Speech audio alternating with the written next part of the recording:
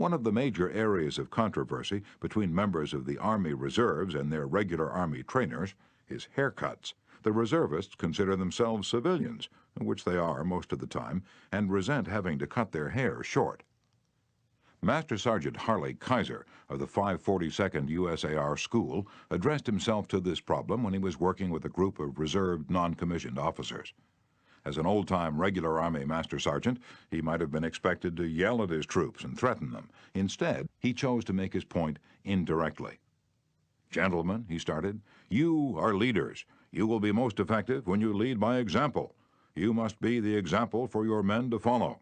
You know what the Army regulations say about haircuts. I'm going to get my haircut today, although it's still much shorter than some of yours. You look at yourselves in the mirror. If you feel you need a haircut to be a good example, we'll arrange a time for you to visit the post barber shop." And the result was predictable. Several of the candidates did look in the mirror and went to the barber shop that afternoon and received regulation haircuts. Sergeant Kaiser commented the next morning that he already could see the development of leadership qualities in some of the members of the squad. On March 8, 1887, the eloquent Henry Ward Beecher died. The following Sunday, Lyman Abbott was invited to speak in the pulpit left silent by Beecher's passing. Eager to do his best, he wrote, rewrote, and polished his sermon with the meticulous care of a Flaubert. Then he read it to his wife. It was poor, as most written speeches are. She might have said, if she had less judgment, "Lyman, that's terrible, that will never do. You'll put people to sleep. It reads like an encyclopedia. You ought to know better than that, after all the years you've been preaching. For heaven's sake, why don't you talk like a human being? Why don't you act natural? You'll disgrace yourself if you ever read that stuff." That's what she might have said. And if she had, you know what would have happened. And she knew, too. So she merely remarked that it would make an excellent article for the North American Review. In other words, she praised it and at the same time subtly suggested that it wouldn't do as a speech. Lyman Abbott saw the point, tore up his carefully prepared manuscript, and preached without even using notes. An effective way to correct others' mistakes is Principle 2. Call attention to people's mistakes indirectly. Chapter 3. Talk about your own mistakes first. My niece, Josephine Carnegie, had come to New York to be my secretary. She was 19, had graduated from high school 3 years previously, and her business experience was a trifle more than zero. She became one of the most proficient secretaries west of Suez, but in the beginning she was, well, susceptible to improvement. One day I started to criticize her. I said to myself, "Just a minute, Dale Carnegie, just a minute. You are twice as old as Josephine. You have had 10,000 times as much business experience. How can you possibly expect her to have your viewpoint, your judgment, your initiative, mediocre though they may be? And just a minute, Dale, what were you doing at 19? Remember the asinine mistakes and blunders you made? Remember the time you did this and that?" After thinking the matter over, honestly and impartially, I concluded that Josephine's batting average at 19 was better than mine had been, and that, I'm sorry to confess, isn't paying Josephine much of a compliment. So after that, when I wanted to call Josephine's attention to a mistake, I used to begin by saying, "You've made a mistake, Josephine, but the Lord knows it's no worse than many I have made. You were not born with judgment, that comes only with experience, and you are better than I was at your age. I've been guilty of so many stupid, silly things myself. I have very little inclination to criticize you or anyone, but don't you think it would have been wise if you had done so-and-so?" It isn't nearly so difficult to listen to a recital of your faults if the person criticizing begins by humbly admitting that he, too, is far from impeccable. E.G. Dillistone, an engineer in Brandon, Manitoba, Canada, was having problems with his new secretary. Letters he dictated were coming to his desk for signature with 2 or 3 spelling mistakes per page. Mr. Dillistone reported how he handled this. "Like many engineers, I've not been noted for my excellent English or spelling. For years I've kept a little black thumb index book for words I had trouble spelling. When it became apparent that merely pointing out the errors was not going to cause my secretary to do more proofreading and dictionary work, I resolved to take another approach. When the next letter came to my attention that had errors in it, I sat down with the typist and I said, "Somehow this word doesn't look right. It's one of the words I've always had trouble with. That's the reason I started this little spelling book of mine." I opened the book to the appropriate page.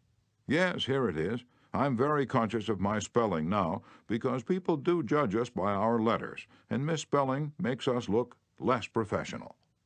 I don't know whether she copied my system or not, but since that conversation, her frequency of spelling errors has been significantly reduced.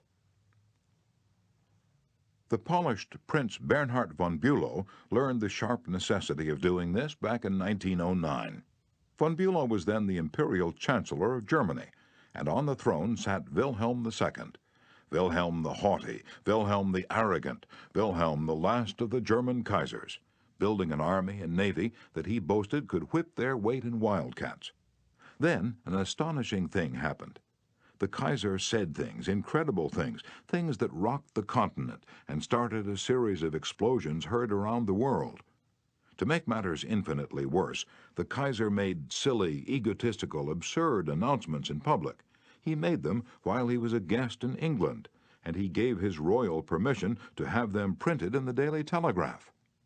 For example, he declared that he was the only German who felt friendly toward the English, that he was constructing a navy against the menace of Japan, that he and he alone had saved England from being humbled in the dust by Russia and France, that it had been his campaign plan that enabled England's Lord Roberts to defeat the Boers in South Africa, and so on. No other such amazing words had ever fallen from the lips of a European king in peacetime within 100 years. The entire continent buzzed with the fury of a hornet's nest. England was incensed. German statesmen were aghast. And in the midst of all this consternation, the Kaiser became panicky and suggested to Prince von Bülow, the Imperial Chancellor, that he take the blame. Yes, he wanted von Bülow to announce that it was all his responsibility, that he had advised his monarch to say these incredible things. "But, Your Majesty," von Bülow protested, "it seems to me utterly impossible that anybody, either in Germany or England, could suppose me capable of having advised Your Majesty to say such things." The moment those words were out of von Bülow's mouth, he realized he had made a grave mistake. The Kaiser blew up. "You consider me a donkey," he shouted, "capable of blunders you yourself could never have committed." Von Bülow knew that he ought to have praised before he condemned, but since that was too late, he did the next best thing. He praised after he had criticized, and it worked a miracle. "I am far from suggesting that," he answered respectfully. "Your Majesty surpasses me in many respects, not only, of course, in naval and military knowledge, but above all in natural science. I have often listened in admiration when Your Majesty explained the barometer, or wireless telegraphy, or the Röntgen rays. I am shamefully ignorant of all branches of natural science, have no notion of chemistry, of physics, and am quite incapable of explaining the simplest of natural phenomena. But," von Bülow continued, "in compensation I possess some historical knowledge and perhaps certain qualities useful in politics, especially diplomacy." The Kaiser beamed. Von Bülow had praised him. Von Bülow had exalted him and humbled himself. The Kaiser could forgive anything after that. "Haven't I always told you," he exclaimed with enthusiasm, "that we complete one another famously? We should stick together, and we will." He shook hands with von Bülow, not once, but several times. And later in the day, he waxed so enthusiastic that he exclaimed with doubled fists, "If anyone says anything to me against Prince von Bülow, I shall punch him in the nose." Von Bülow saved himself in time, but, canny diplomat that he was, he nevertheless had made one error. He should have begun by talking about his own shortcomings and Wilhelm's superiority, not by intimating that the Kaiser was a half-wit in need of a guardian.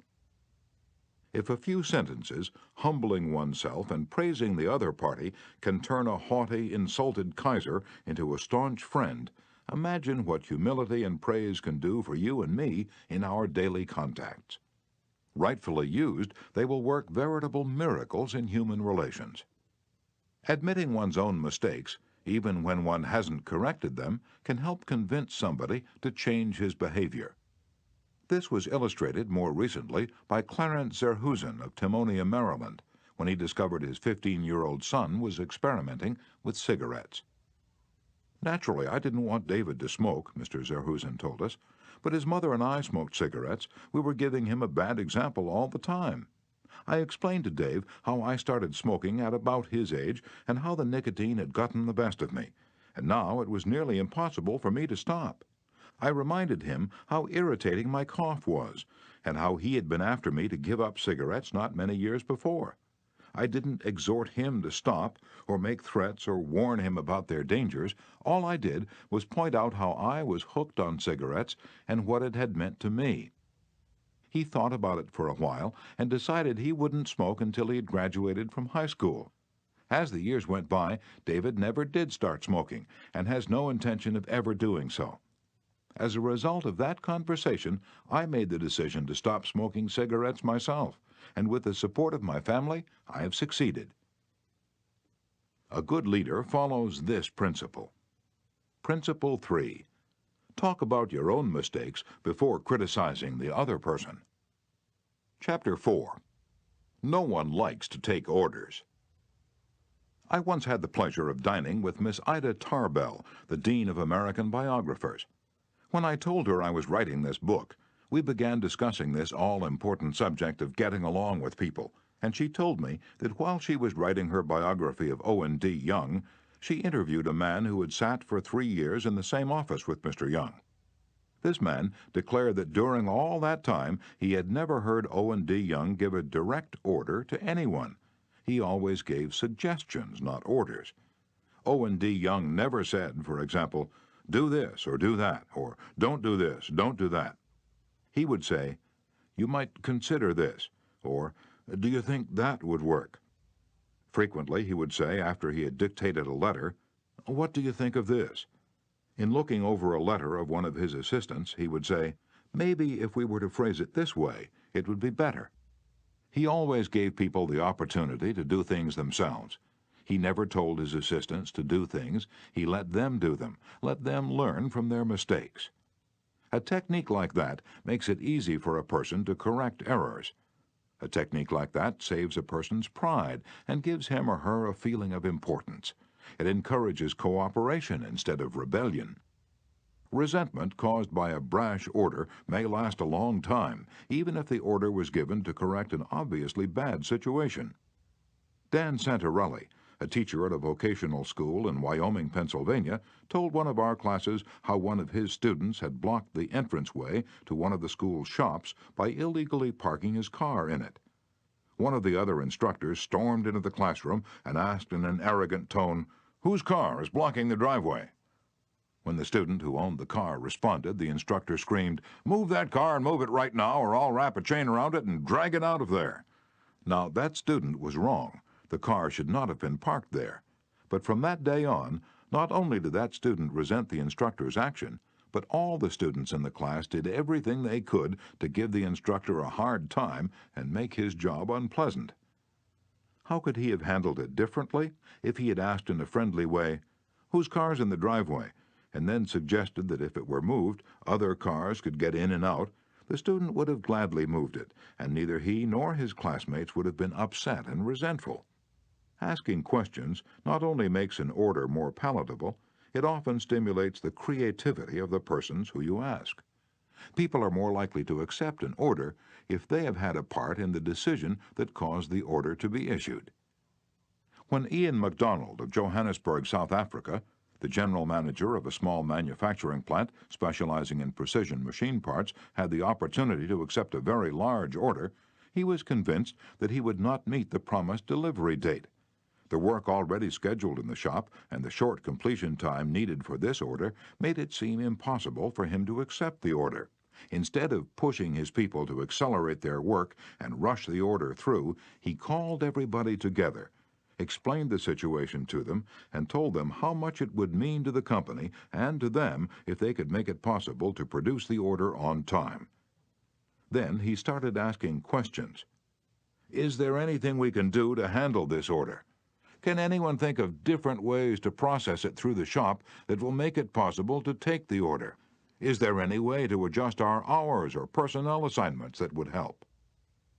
The employees came up with many ideas and insisted that he take the order.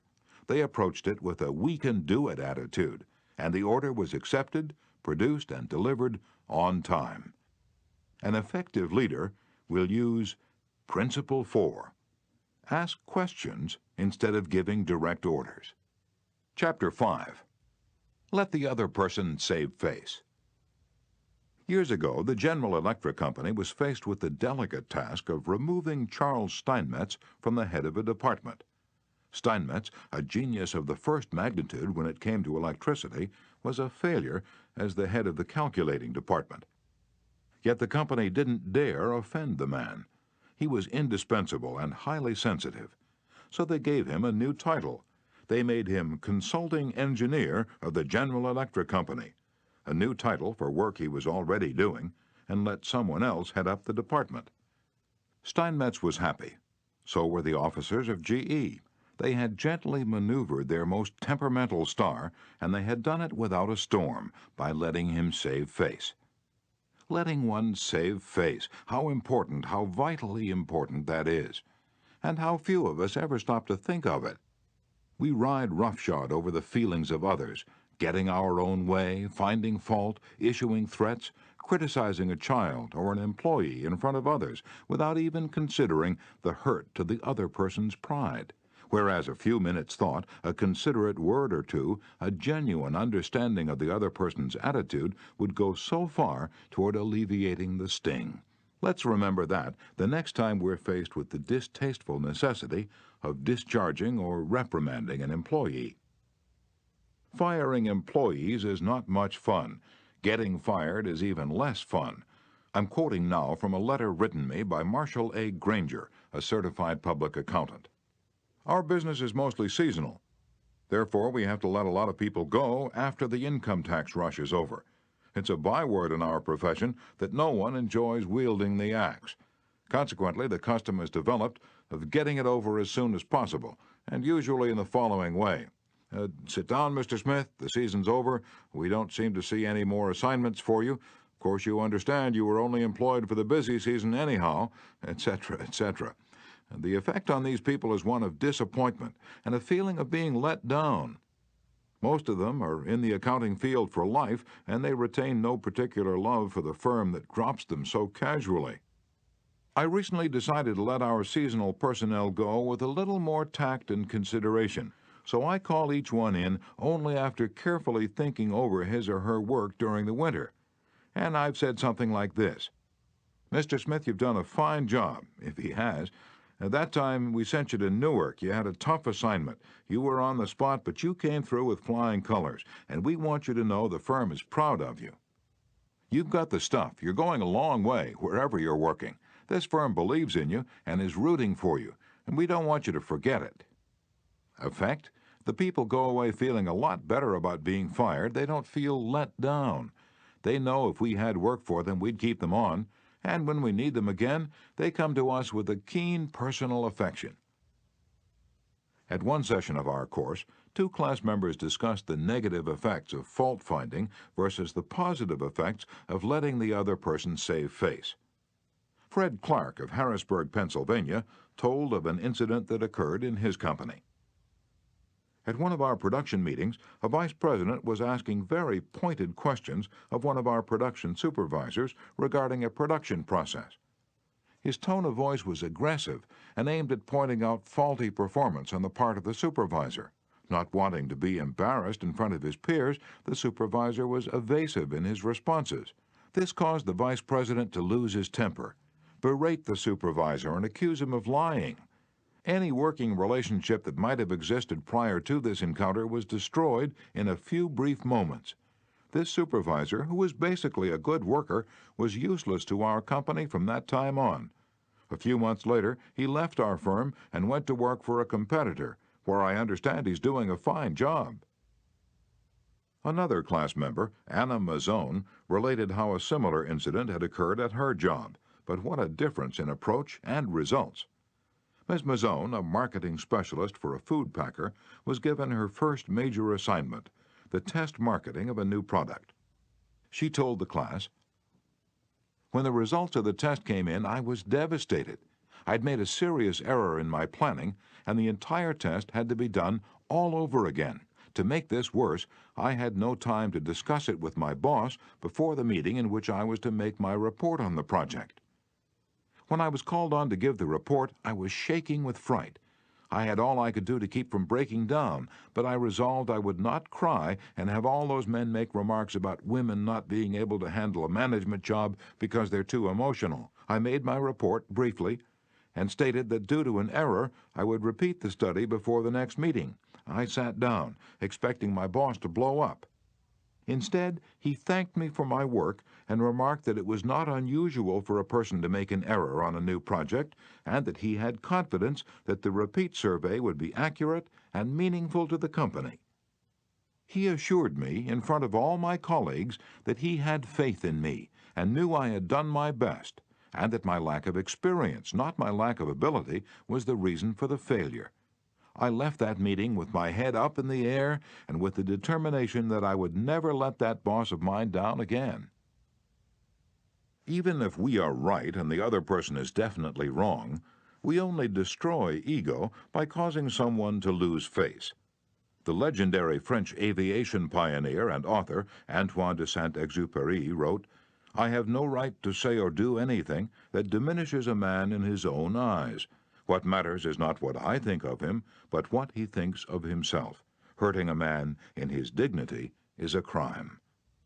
A real leader will always follow Principle 5. Let the other person save face. Chapter 6. How to Spur People On to Success. Pete Barlow was an old friend of mine. He had a dog and pony act and spent his life traveling with circuses and vaudeville shows. I love to watch Pete train new dogs for his act. I noticed that the moment a dog showed the slightest improvement, Pete patted and praised him and gave him meat and made a great to-do about it. That's nothing new. Animal trainers have been using that same technique for centuries. Why, I wonder, don't we use the same common sense when trying to change people that we use when trying to change dogs? Why don't we use meat instead of a whip? Why don't we use praise instead of condemnation? Let us praise even the slightest improvement. That inspires the other person to keep on improving. In his book, I Ain't Much, Baby, But I'm All I Got, the psychologist Jess Lair comments, "Praise is like sunlight to the warm human spirit. We cannot flower and grow without it, and yet while most of us are only too ready to apply to others the cold wind of criticism, we are somehow reluctant to give our fellow the warm sunshine of praise." I can look back at my own life and see where a few words of praise have sharply changed my entire future. Can't you say the same thing about your life? History is replete with striking illustrations of the sheer witchery of praise. For example, many years ago, a boy of 10 was working in a factory in Naples. He longed to be a singer, but his first teacher discouraged him. "You can't sing," he said. "You haven't any voice at all. It sounds like the wind in the shutters."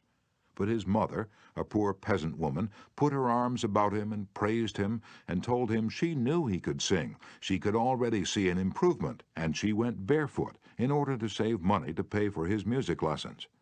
That peasant mother's praise and encouragement changed that boy's life. His name was Enrico Caruso, and he became the greatest and most famous opera singer of his age.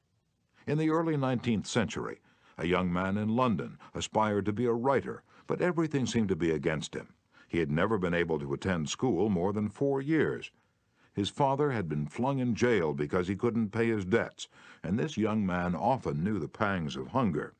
Finally, he got a job pasting labels on bottles of blacking in a rat-infested warehouse, and he slept at night in a dismal attic room with 2 other boys, gutter snipes from the slums of London. He had so little confidence in his ability to write that he sneaked out and mailed his first manuscript in the dead of night so nobody would laugh at him. Story after story was refused. Finally, the great day came when one was accepted. True, he wasn't paid a shilling for it, but one editor had praised him. One editor had given him recognition. He was so thrilled that he wandered aimlessly around the streets with tears rolling down his cheeks. The praise, the recognition that he'd received through getting one story in print changed his whole life. For if it hadn't been for that encouragement, he might have spent his entire life working in rat-infested factories. You may have heard of that boy. His name was Charles Dickens. Another boy in London made his living as a clerk in a dry goods store. He had to get up at 5 o'clock, sweep out the store, and slave for 14 hours a day. It was sheer drudgery, and he despised it. After 2 years, he could stand it no longer. So he got up one morning and, without waiting for breakfast, tramped 15 miles to talk to his mother, who was working as a housekeeper. He was frantic. He pleaded with her. He wept. He swore he would kill himself if he had to remain in the shop any longer. Then he wrote a long, pathetic letter to his old schoolmaster, declaring that he was heartbroken, that he no longer wanted to live. His old schoolmaster gave him a little praise, and assured him that he really was very intelligent and fitted for finer things, and offered him a job as a teacher. That praise changed the future of that boy and made a lasting impression on the history of English literature. For that boy went on to write innumerable best-selling books and made over $1 million with his pen. You've probably heard of him. His name? H.G. Wells. Use of praise instead of criticism is the basic concept of B.F. Skinner's teachings. This great contemporary psychologist has shown by experiment with animals and with humans that when criticism is minimized and praise emphasized, the good things people do will be reinforced and the poorer things will atrophy for lack of attention. John Ringelspaugh of Rocky Mount, North Carolina, used this in dealing with his children. It seemed that, as in so many families, Mother and Dad's chief form of communication with the children was yelling at them. And as in so many cases, the children became a little worse rather than better after every session, and so did the parents. There seemed to be no end in sight for this problem. Mr. Ringelspaugh determined to use some of the principles he was learning in our course to solve this situation. He reported, "We decided to try to praise instead of harping on their faults. It wasn't easy when all we could see were the negative things they were doing. It was really tough to find things to praise. We managed to find something, and within the first day or two, some of the really upsetting things they were doing quit happening. Then some of their other faults began to disappear. They began capitalizing on the praise we were giving them. They even began going out of their way to do things right. Neither of us could believe it. Of course, it didn't last forever, but the norm reached after things leveled off was so much better.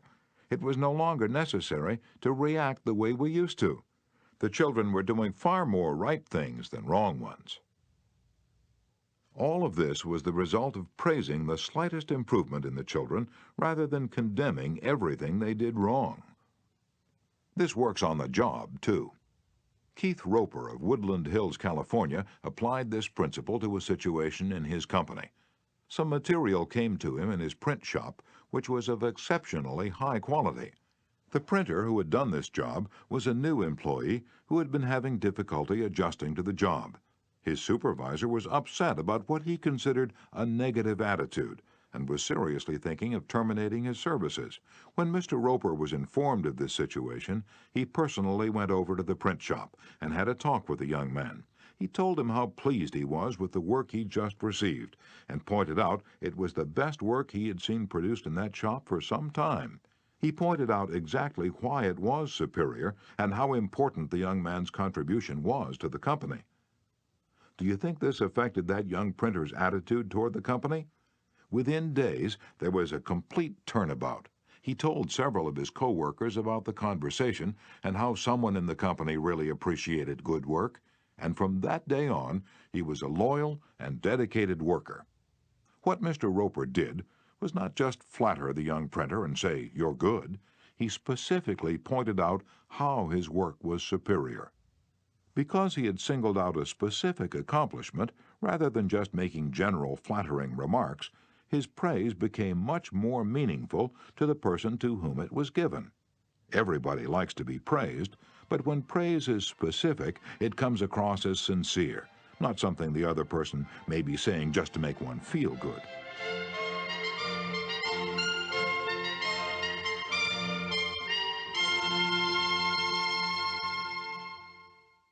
Remember, we all crave appreciation and recognition and will do almost anything to get it.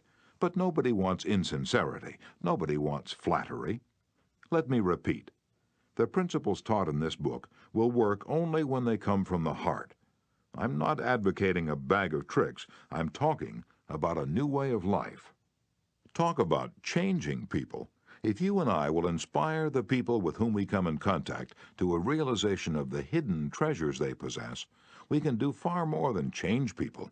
We can literally transform them. Exaggeration? Then listen to these sage words from William James, one of the most distinguished psychologists and philosophers America has ever produced. Compared with what we ought to be, we are only half awake. We are making use of only a small part of our physical and mental resources. Stating the thing broadly, the human individual thus lives far within his limits. He possesses powers of various sorts which he habitually fails to use. Yes, you possess powers of various sorts which you habitually fail to use. And one of these powers you are probably not using to the fullest extent is your magic ability to praise people and inspire them with a realization of their latent possibilities. Abilities wither under criticism, they blossom under encouragement. To become a more effective leader of people, apply Principle 6. Praise the slightest improvement and praise every improvement. Be hearty in your approbation and lavish in your praise. Chapter 7. Give a dog a good name. What do you do when a person who's been a good worker begins to turn in shoddy work? You can fire him or her, but that really doesn't solve anything. You can berate the worker, but this usually causes resentment. Henry Henke, a service manager for a large truck dealership in Lowell, Indiana, had a mechanic whose work had become less than satisfactory. Instead of bawling him out or threatening him, Mr. Henke called him into his office and had a heart-to-heart talk with him. "Bill," he said, "you're a fine mechanic. You've been in this line of work for a good number of years. You've repaired many vehicles to the customer's satisfaction. In fact, we've had a number of compliments about the good work you've done. Yet of late the time you take to complete each job has been increasing, and your work has not been up to your own old standards. Because you've been such an outstanding mechanic in the past, I felt sure you'd want to know that I'm not happy with the situation. Perhaps jointly we could find some way to correct the problem." Bill responded that he hadn't realized he'd been falling down in his duties and assured his boss that the work he was getting was not out of his range of expertise and that he would try to improve in the future. Did he do it? You can be sure he did. He once again became a fast and thorough mechanic. With that reputation Mr. Henke had given him to live up to, how could he do anything else but turn out work comparable to that which he had done in the past? "The average person," said Samuel Vauclain, then president of the Baldwin Locomotive Works, "can be led readily if you have his or her respect, and if you show that you respect that person for some kind of ability. In short, if you want to improve a person in a certain respect, act as though that particular trait were already one of his or her outstanding characteristics. Shakespeare said, 'Assume a virtue if you have it not.' And it might be well to assume and state openly that other people have the virtue you want them to develop. Give them a fine reputation to live up to, and they will make prodigious efforts rather than see you disillusioned." Georgette LeBlanc, in her book Souvenirs, My Life with Maeterlinck, describes the startling transformation of a humble Belgian Cinderella. "A servant girl from a neighboring hotel brought my meals," she wrote. She was called Marie the dishwasher because she had started her career as a scullery assistant. She was a kind of monster, cross-eyed, bandy-legged, poor in flesh and spirit. One day, while she was holding my plate of macaroni in her red hand, I said to her point blank, "Marie, you do not know what treasures are within you." Accustomed to holding back her emotion, Marie waited a few moments, not daring to risk the slightest gesture for fear of a catastrophe. Then she put the dish on the table, sighed, and said ingenuously, "Madame, I would never have believed it."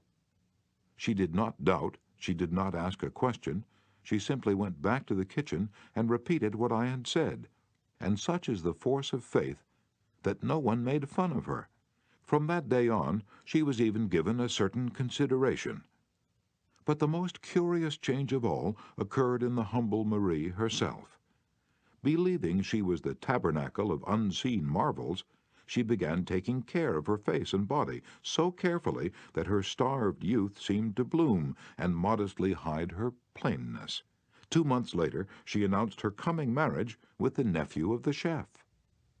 "I'm going to be a lady," she said, and thanked me. A small phrase had changed her entire life. Georgette LeBlanc had given Marie the dishwasher a reputation to live up to, and that reputation had transformed her. Bill Parker, a sales representative for a food company in Daytona Beach, Florida, was very excited about the new line of products his company was introducing, and was upset when the manager of a large independent food market turned down the opportunity to carry it in his store. Bill brooded all day over this rejection and decided to return to the store before he went home that evening and try again. "Jack," he said, "since I left this morning I realized I hadn't given you the entire picture of our new line, and I'd appreciate some of your time to tell you about the points I omitted. I've respected the fact that you're always willing to listen and are big enough to change your mind when the facts warrant a change." Could Jack refuse to give him another hearing? Not with that reputation to live up to. One morning, Dr. Martin Fitzhugh, a dentist in Dublin, Ireland, was shocked when one of his patients pointed out to him that the metal cup holder which she was using to rinse her mouth was not very clean. True, the patient drank from the paper cup, not the holder, but it certainly was not professional to use tarnished equipment. When the patient left, Dr. Fitzhugh retreated to his private office to write a note to Bridget, the charwoman, who came twice a week to clean his office. He wrote, "My dear Bridget, I see you so seldom, I thought I'd take the time to thank you for the fine job of cleaning you've been doing. By the way, I thought I'd mention that since 2 hours twice a week is a very limited amount of time, please feel free to work an extra half hour from time to time if you feel the need to do those once-in-a-while things like polishing the cup holders and the like. I, of course, will pay you for the extra time." The next day, when I walked into my office, Dr. Fitzhugh reported, my desk had been polished to a mirror-like finish, as had my chair, which I nearly slid out of. When I went into the treatment room, I found the shiniest, cleanest, chrome-plated cup holder I had ever seen nestled in its receptacle. I had given my charwoman a fine reputation to live up to, and because of this small gesture, she outperformed all her past efforts. How much additional time did she spend on this? That's right, none at all.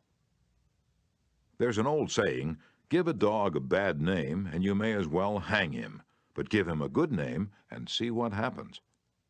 When Mrs. Ruth Hopkins, a fourth-grade teacher in Brooklyn, New York, looked at her class roster the first day of school, her excitement and joy of starting a new term was tinged with anxiety. In her class this year, she would have Tommy T., the school's most notorious bad boy. He was not just mischievous, he caused serious discipline problems in the class, picked fights with the boys, teased the girls, was fresh to the teacher, and seemed to get worse as he grew older. His only redeeming feature was his ability to learn rapidly and master the schoolwork easily. Mrs. Hopkins decided to face the Tommy problem immediately. When she greeted her new students, she made little comments to each of them. "Rose, that's a pretty dress you're wearing. Alicia, I hear you draw beautifully."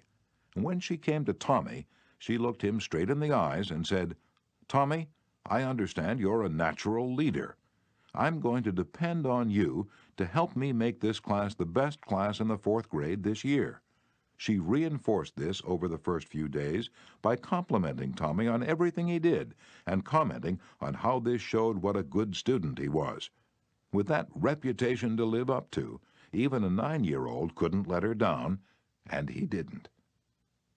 If you want to excel in that difficult leadership role of changing the attitude or behavior of others, use Principle 7. Give the other person a fine reputation to live up to. Chapter 8. Make the fault seem easy to correct. A bachelor friend of mine, about 40 years old, became engaged, and his fiancée persuaded him to take some belated dancing lessons. "The Lord knows I needed dancing lessons," he confessed as he told me the story, "for I danced just as I did when I first started 20 years ago. The first teacher I engaged probably told me the truth. She said I was all wrong. I would just have to forget everything and begin all over again. But that took the heart out of me. I had no incentive to go on, so I quit her. The next teacher may have been lying, but I liked it. She said nonchalantly that my dancing was a bit old-fashioned, perhaps, but the fundamentals were all right, and she assured me I wouldn't have any trouble learning a few new steps. The first teacher had discouraged me by emphasizing my mistakes. This new teacher did the opposite. She kept praising the things I did right and minimizing my errors. "You have a natural sense of rhythm," she assured me. "You really are a natural-born dancer." And now my common sense tells me that I always have been and always will be a fourth-rate dancer, yet deep in my heart I still like to think that maybe she meant it. To be sure, I was paying her to say it, but why bring that up? At any rate, I know I'm a better dancer than I would have been if she hadn't told me I had a natural sense of rhythm. That encouraged me. That gave me hope. That made me want to improve. Tell your child, your spouse, or your employee that he or she is stupid or dumb at a certain thing, has no gift for it, and is doing it all wrong, and you have destroyed almost every incentive to try to improve. But use the opposite technique. Be liberal with your encouragement. Make the thing seem easy to do. Let the other person know that you have faith in his ability to do it, that he has an undeveloped flair for it, and he will practice until the dawn comes in the window in order to excel. Lowell Thomas, a superb artist in human relations, used this technique. He gave you confidence, inspired you with courage and faith. For example, I spent a weekend with Mr. and Mrs. Thomas, and on Saturday night I was asked to sit in on a friendly bridge game before a roaring fire. Bridge? Oh, no, not me. I knew nothing about it. The game had always been a black mystery to me. No, impossible. "Why, Dale, it's no trick at all," Lowell replied. "There's nothing to bridge except memory and judgment. You've written articles on memory. Bridge will be a cinch for you. It's right up your alley." And presto, almost before I realized what I was doing, I found myself for the first time at a bridge table, all because I was told I had a natural flair for it, and the game was made to seem easy. Speaking of bridge reminds me of Eli Culbertson, whose books on bridge have been translated into a dozen languages and have sold more than 1 million copies. Yet he told me he never would have made a profession out of the game if a certain young woman hadn't assured him that he had a flair for it. When he came to America in 1922, he tried to get a job teaching in philosophy and sociology, but he couldn't. Then he tried selling coal, and he failed at that.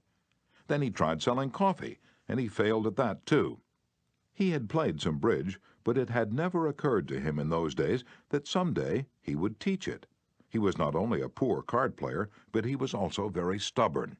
He asked so many questions and held so many post-mortem examinations that no one wanted to play with him. Then he met a pretty bridge teacher, Josephine Dillon, fell in love and married her. She noticed how carefully he analyzed his cards and persuaded him that he was a potential genius at the card table.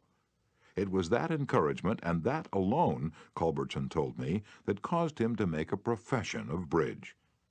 Clarence M. Jones, one of the instructors of our course in Cincinnati, Ohio, told how encouragement and making faults seem easy to correct completely changed the life of his son. In 1970, my son David, who was then 15 years old, came to live with me in Cincinnati. He had led a rough life. In 1958, his head was cut open in a car accident, leaving a very bad scar on his forehead. In 1960, his mother and I were divorced, and he moved to Dallas, Texas with his mother. Until he was 15, he'd spent most of his school years in special classes for slow learners in the Dallas school system. Possibly because of the scar, school administrators decided that he was brain injured and could not function at a normal level. He was 2 years behind his age group, so he was only in the 7th grade. Yet he did not know his multiplication tables, added on his fingers, and could barely read. There was one positive point. He loved to work on radio and TV sets. He wanted to become a TV technician. I encouraged this and pointed out that he needed math to qualify for the training. I decided to help him become proficient in this subject. We obtained 4 sets of flashcards: multiplication, division, addition, and subtraction. As we went through the cards, we put the correct answers in a discard stack. When David missed one, I gave him the correct answer and then put the card in the repeat stack until there were no cards left. I made a big deal out of each card he got right, particularly if he had missed it previously. Each night we would go through the repeat stack until there were no cards left. Each night we timed the exercise with a stopwatch. I promised him that when he could get all the cards correct in 8 minutes with no incorrect answers, we would quit doing it every night. This seemed an impossible goal to David. The first night it took 52 minutes. The second night, 48, then 45, 44, 41, then under 40 minutes. We celebrated each reduction. I'd call in my wife and we would both hug him and we'd dance a jig. At the end of the month, he was doing all the cards perfectly in less than 8 minutes. When he made a small improvement, he would ask to do it again. He had made the fantastic discovery that learning was easy and fun. Naturally, his grades in algebra took a jump. It is amazing how much easier algebra is when you can multiply. He astonished himself by bringing home a B in math. That had never happened before. Other changes came with almost unbelievable rapidity. His reading improved rapidly, and he began to use his natural talents in drawing. Later in the school year, his science teacher assigned him to develop an exhibit. He chose to develop a highly complex series of models to demonstrate the effect of levers. It required skill not only in drawing and model making, but in applied mathematics. The exhibit took first prize in his school science fair and was entered in the city competition and won 3rd prize for the entire city of Cincinnati. That did it. Here was a kid who had flunked 2 grades, who had been told he was brain damaged, who'd been called Frankenstein by his classmates, and told his brains must have leaked out of the cut on his head. Suddenly he discovered he could really learn and accomplish things. The result? From the last quarter of the 8th grade all the way through high school, he never failed to make the honor roll. In high school, he was elected to the National Honor Society. Once he found learning was easy, his whole life changed. If you want to help others to improve, remember Principle 8. Use encouragement. Make the fault seem easy to correct. Chapter 9. Making people glad to do what you want. Back in 1915, America was aghast. For more than a year, the nations of Europe had been slaughtering one another on a scale never before dreamed of in all the bloody annals of mankind. Could peace be brought about? No one knew. But Woodrow Wilson was determined to try. He would send a personal representative, a peace emissary, to counsel with the warlords of Europe. William Jennings Bryan, Secretary of State, Bryan, the peace advocate, longed to go. He saw a chance to perform a great service and make his name immortal. But Wilson appointed another man, his intimate friend and advisor, Colonel Edward M. House, and it was House's thorny task to break the unwelcome news to Bryan without giving him offense. Bryan was distinctly disappointed when he heard I was to go to Europe as the peace emissary, Colonel House records in his diary. He said he had planned to do this himself. I replied that the President thought it would be unwise for anyone to do this officially, and that his going would attract a great deal of attention, and people would wonder why he was there. You see the intimation? House practically told Bryan that he was too important for the job, and Bryan was satisfied. Colonel House, adroit, experienced in the ways of the world, was following one of the important rules of human relations. Always make the other person happy about doing the thing you suggest. Woodrow Wilson followed that policy even when inviting William Gibbs McAdoo to become a member of his cabinet.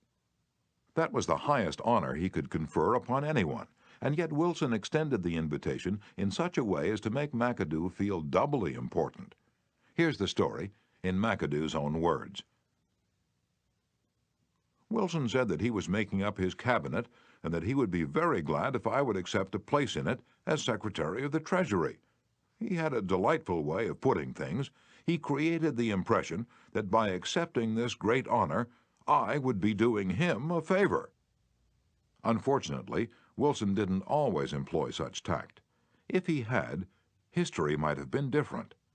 For example, Wilson didn't make the Senate and the Republican Party happy by entering the United States in the League of Nations. Wilson refused to take such prominent Republican leaders as Elihu Root or Charles Evans Hughes or Henry Cabot Lodge to the peace conference with him. Instead, he took along unknown men from his own party. He snubbed the Republicans, refused to let them feel that the League was their idea as well as his, refused to let them have a finger in the pie, and as a result of this crude handling of human relations, wrecked his own career, ruined his health, shortened his life, caused America to stay out of the League, and altered the history of the world. Statesmen and diplomats aren't the only ones who use this make a person happy to do the things you want them to do approach. Dale O. Ferrier of Fort Wayne, Indiana, told how he encouraged one of his young children to willingly do the chore he was assigned. One of Jeff's chores was to pick up pears from under the pear tree so the person who was mowing underneath wouldn't have to stop and pick them up. He didn't like this chore, and frequently it was either not done at all or it was done so poorly that the mower had to stop and pick up several pears that he'd missed. Rather than have an eyeball-to-eyeball confrontation about it, one day I said to him, "Jeff, I'll make a deal with you. For every bushel basket full of pears you pick up, I'll pay you $1. But after you're finished, for every pear I find left in the yard, I'll take away $1. How does that sound?" As you'd expect, he not only picked up all of the pears, but I had to keep an eye on him to see that he didn't pull a few off the trees to fill up some of the baskets. I knew a man who had to refuse many invitations to speak, invitations extended by friends, invitations coming from people to whom he was obligated, and yet he did it so adroitly that the other person was at least contented with his refusal. How did he do it? Not by merely talking about the fact that he was too busy and too this and too that. No, after expressing his appreciation of the invitation and regretting his inability to accept it, he suggested a substitute speaker. In other words, he didn't give the other person any time to feel unhappy about the refusal. He immediately changed the other person's thoughts to some other speaker who could accept the invitation. Gunter Schmidt, who took our course in West Germany, told of an employee in the food store he managed who was negligent about putting the proper price tags on the shelves where the items were displayed.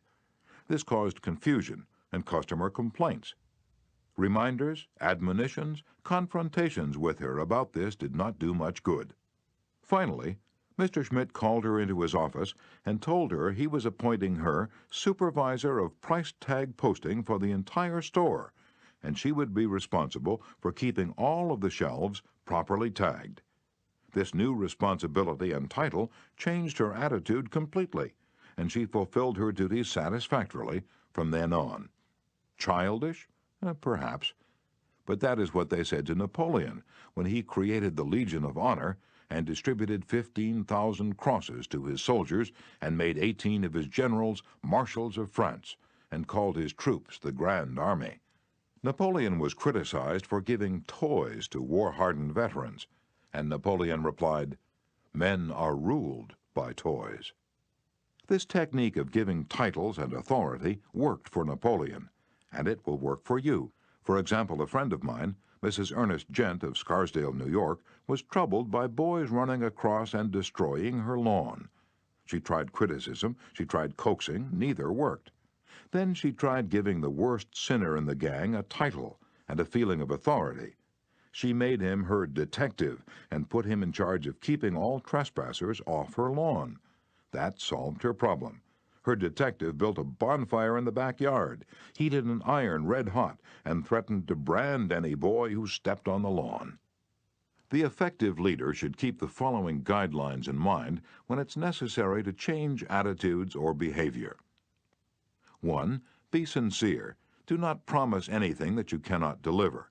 Forget about the benefits to yourself and concentrate on the benefits to the other person. 2. Know exactly what it is you want the other person to do. 3. Be empathetic. Ask yourself what it is the other person really wants. 4. Consider the benefits that person will receive from doing what you suggest. 5. Match those benefits to the other person's wants. And 6. When you make your request, put it in a form that will convey to the other person the idea that he personally will benefit. We could give a curt order like this: "John, we have customers coming in tomorrow, and I need the stockroom cleaned out. So sweep it out, put the stock in neat piles on the shelves, and polish the counter." Or we could express the same idea by showing John the benefits he will get from doing the task. "John, we have a job that should be completed right away. If it's done now, we won't be faced with it later. I'm bringing some customers in tomorrow to show our facilities. I'd like to show them the stockroom, but it is in poor shape.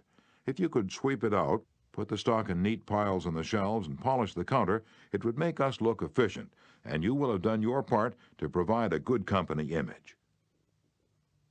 Will John be happy about doing what you suggest?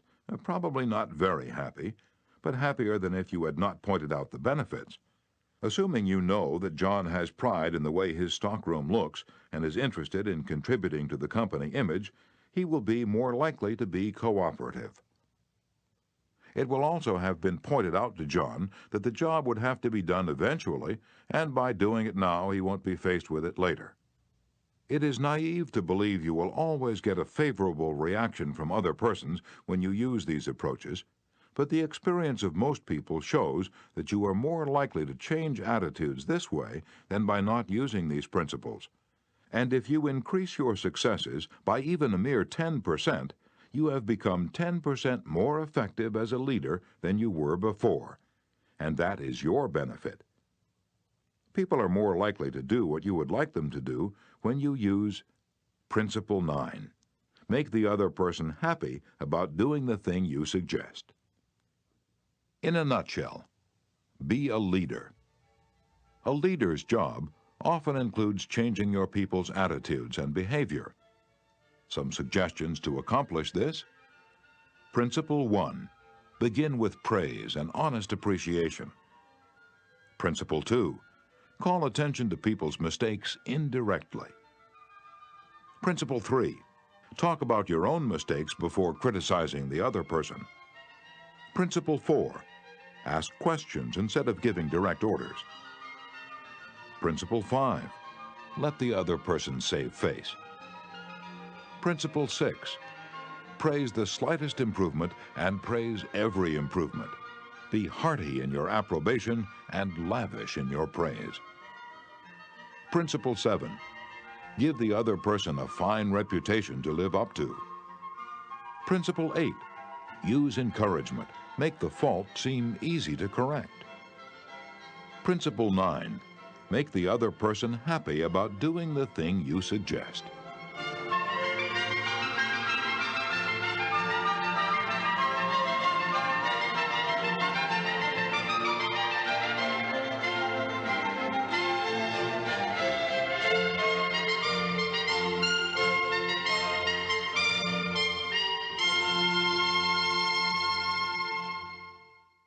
This has been a presentation of Simon & Schuster Audio.